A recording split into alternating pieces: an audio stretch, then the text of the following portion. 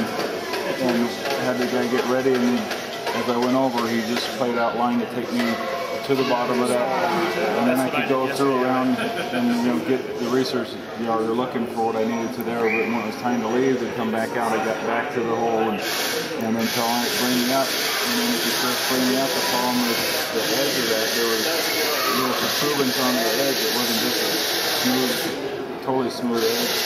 So if you bring it up, the coupling on that tether where it screws in, pretty big coupling with the tether shooting in, and that kept hitting on there, and it wouldn't let them bring the butt up over the edge. So when you were managing the tether, where were you? I wasn't. No, he was. I was doing the same scenario you did. All right. It's out driving it from the tent. Okay. Same deal. The tether person was outside of the cube at one of the entries, and they were just calling on the radio, say, "I'm going to go down, whatever. We're going to look about.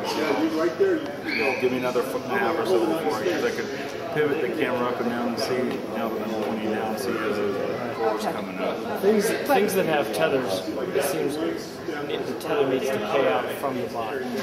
That would be ideal, is if you had them on a spool on the bot, and they could anchor the near end that you're going to have the person operating from. And as they go, it's going to go and spool out, and then as they come back, it spools back on, so it's not. Well, and the other thing too is it's a smart tether. If you put the bot in reverse, it just sucks it back in. But too, if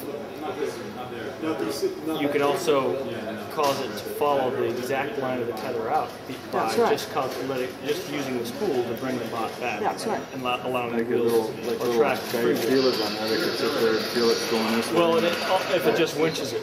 Well, then you run into some issues with the winch. If you don't want to pull it tight into something. Well, and if you don't pay the cord in evenly, you're going to end up with a bunch on one corner or one side of that spool, and then stop. But the other thing too is if that's a winch, then you can lower yourself down over things too. That's right. That's right. But the question is, when you do that kind of turn-up, you want the tether guy to be able to, most of the time, be able to see the robot? He's going to see it. It would be ideal if he could, but then you ask him, well, if you can see the robot, what do you need the robot for? The robot for, exactly. If he's like, all right, I can see everywhere he's at, well, look in there. Is there a body? Okay, let's go check somewhere else. Again, we have probably faster tools for things that we can reach. We have the search cams, things like that. You just need to get into if I can reach into a point, I can reach in with a camera and pan around. Yeah, you need less room for that than you would even for any of these. It's faster to get going. Yeah, and that one was the only thing that was even close to the size of a search cam with the boom, but really didn't have the kind of track to get it through very much stuff. Right. So it would be really good. But it was nice as it had omnidirectional pan. It rotated on several different points, so you could look all the way around it. So at the end of that tether should have a little sleeve that slides down up against where it meets into there. That's a tapered shape. So if you have to pull back and retrieve it all, it's gonna give it something to slide across so you get to the robot, not hanging up on that buckle of all your connections. Because he finally ended up, we were doing a thing where I was like, drop it down about 2 feet and just pull real hard and fast, and I'll get the wheels spinning. And so it bumped over, and I think tread caught and it came over, but when it did, it was so fast it flipped over on its back, which then brought me to, if it goes on its back, it's out of luck, because that isn't designed, it doesn't have anything to get it righted. The tracks are all designed on the lower end, and it sits up a little higher than the track normally in the snow. So once it gets over, either roll over or flip back type of thing, it's immovable. Yeah. Well, it wouldn't necessarily need to have the top or the bottom if the tether wasn't attached.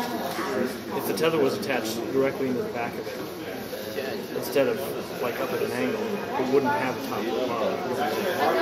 Well, this one does. It definitely has the running.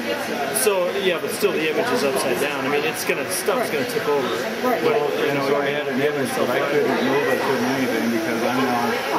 I'm on my back in a turtle. I can't. You're on your back and that tether sticks out. If the tether stuck out the bottom, whether you were here, it wouldn't matter. If it stuck out the very back. Wouldn't matter it's still You could drive it this way, or no, you could drive it it won't. this way. The treads don't touch. When it's on its back, the treads don't touch. Oh, so it's thicker. Okay. It's set up so that the top actually sticks above the tread. So once it made it to its back, it wasn't a thing of just turn the camera upside down and still go. It was an issue of it just sat there and spin because there was a gap between the ground now and the treads. If they just had even almost like the doorbell chime type boards on a electromagnet and a screen. We could set up a Delsar and triangulate where this. So you're saying to drop one of these in there? Not necessarily drop one. It would be on there, the but bottom. close to the ground, and it'd almost have a little So striker you've like a got doorbell. Yeah, so the robot finds the victim. So like where you know, the a door robot is chime and the works victim is, when you hit the find that pulls the striker through and it hits the little the chime put a plates. bumper on that. But have something like that they could sit there and thump whatever it's sitting on, Right. and then they can track the sound going. Hey, I don't know where it is, but all of a sudden it starts thump thump thump thump thump, and then you can play. Something with a pattern. You guys coagulate while you triangulate.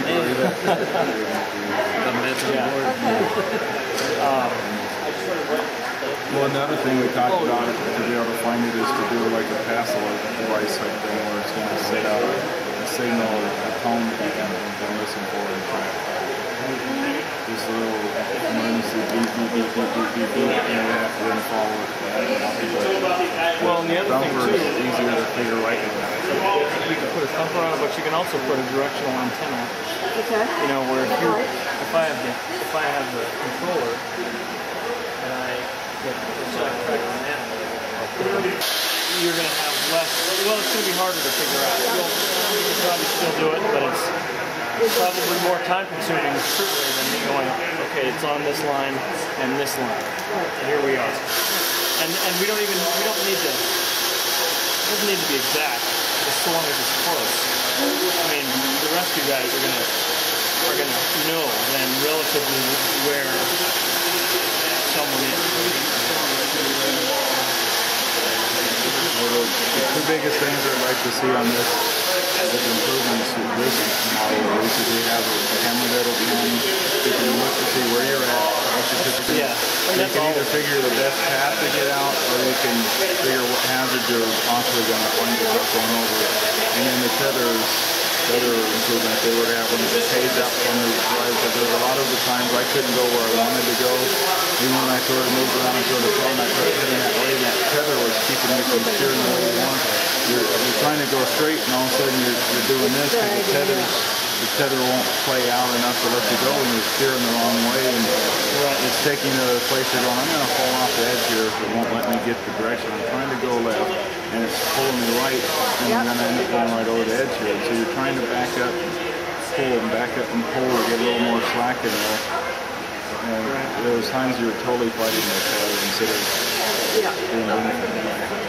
But it's great to have real-time, feed instead of like with some of them where it's that time delay picture, and by the time you realize, oh no, you've already gone into the road. It's like, well, a second ago I could have stopped it. I didn't, because it just takes a little. So the real-time, play on your screen's great, the picture quality is great. You don't have as much of that